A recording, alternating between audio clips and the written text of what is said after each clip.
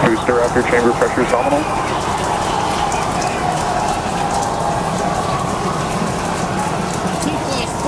Seconds into the test flight of the inaugural Starship vehicle. Tower cleared, we're into pitch over. Propulsion reports first stage engines nominal. What a sight from the ground cameras at Starbase. We're flying at twice the thrust of the Saturn V heading to space. Oppositional signal for first proceed. We're throttled down and throttled back up. Going through the period of maximum aerodynamic pressure.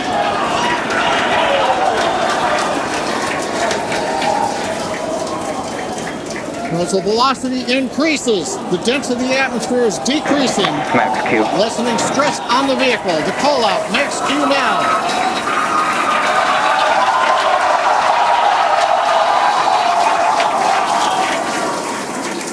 Continuing to watch the first stage as we head downrange.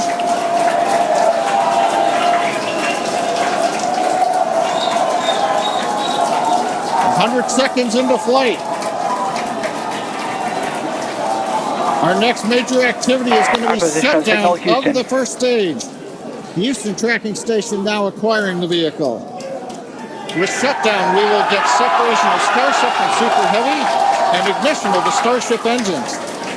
When Starship separates, we light up 6 engines in a staggered sequence. And if all goes well, those 6 engines will burn for almost 6.5 minutes. Onboard view from Starship.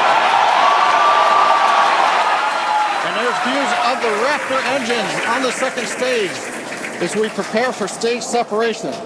Now after stage separation, the first stage will flip and begin a boost back maneuver for landing in the Gulf.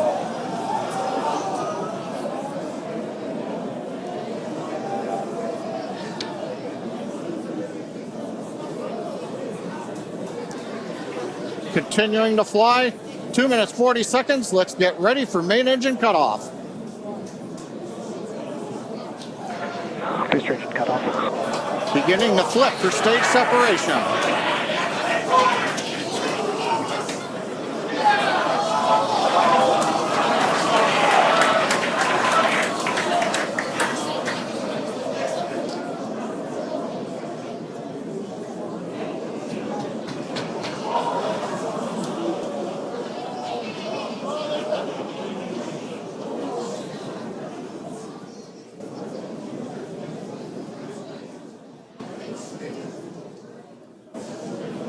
As of right now, we are awaiting stage separation, where Starship should separate from the Super Heavy booster. Yeah, Kate, right now it looks like we saw the start of the flip, but obviously we're seeing from the ground cameras the entire Starship stack continuing to rotate. We should have had separation by now. Obviously, this is does not appear to be a nominal situation. Yeah, it does appear to be spinning, but I do want to remind everyone that everything after clearing the tower was icing on the cake. And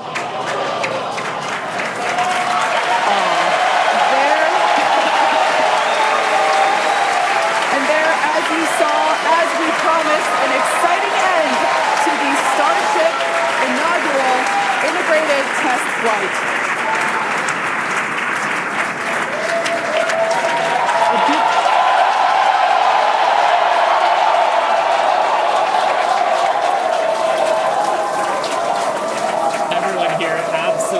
Pumped to clear the pad and make it this far into the test flight, the first integrated flight of the booster and the Starship vehicle.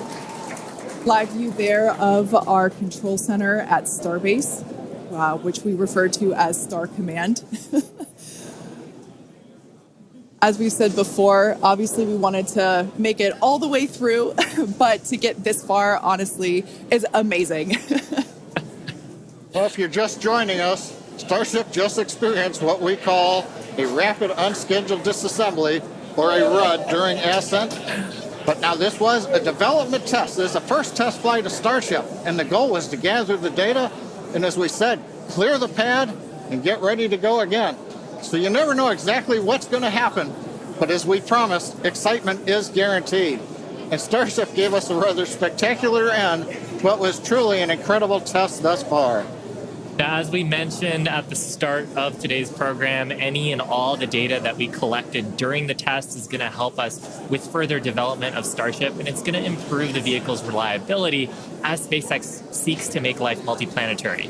It's really worth noting that the flight path was designed to be over water and all the air and sea space. Along with that flight path and those surrounding areas were cleared in advance of the test.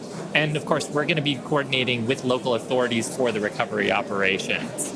But honestly, what an exciting morning. Oh my gosh. We had a successful liftoff from Starbase, Texas at 8:28 a.m. Central Time. We cleared the tower, which honestly was our only hope. We cleared the tower, and all the data that we collected all the way through all those Raptor, those 33, although I think we saw that 3 Raptor engines were out. But we got all that data, and we got so far as to hoping to see the Starship, the second stage, separate from the first stage, the Super Heavy booster. And unfortunately, we didn't make that happen, but that's okay. It was the first integrated launch, and honestly, today was amazing. Absolutely incredible day.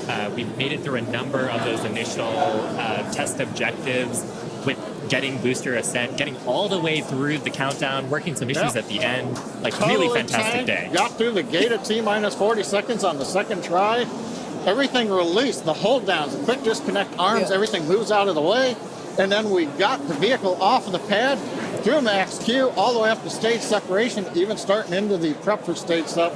And then, as we say, a lot of excitement. Yep. Honestly, my face has had a smile on it since liftoff, and now my face hurts.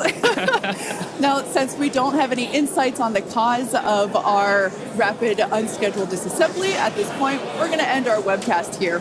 Teams will continue to review the data and work toward our next flight test. But before we go, a big congrats to the entire SpaceX team on an exciting first integrated flight test of Starship.